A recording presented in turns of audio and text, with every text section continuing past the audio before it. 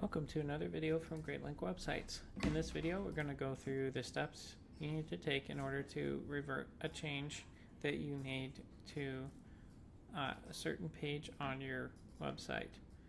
So if you're logged in and you see this black bar, you can go ahead and go to Edit Page, or alternatively on the back end you can go to Pages and then hover over the page that you wish to edit and click on Edit. We will need to access the back-end editor, not the visual builder, in order to see the revisions.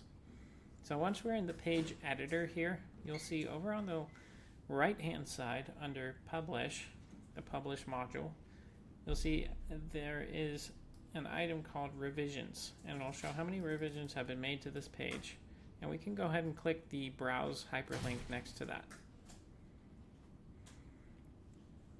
Once you've clicked on that, it'll come up with a page that looks like this.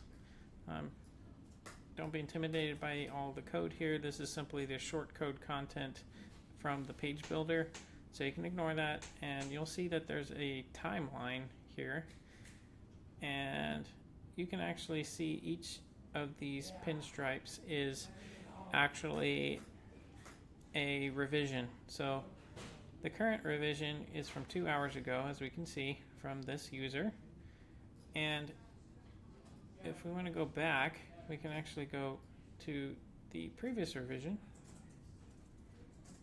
which was 1 week ago. There were 2 revisions made 2 hours ago, and what we could do is go to just one revision before that, which is 1 week ago, and click on Restore this revision.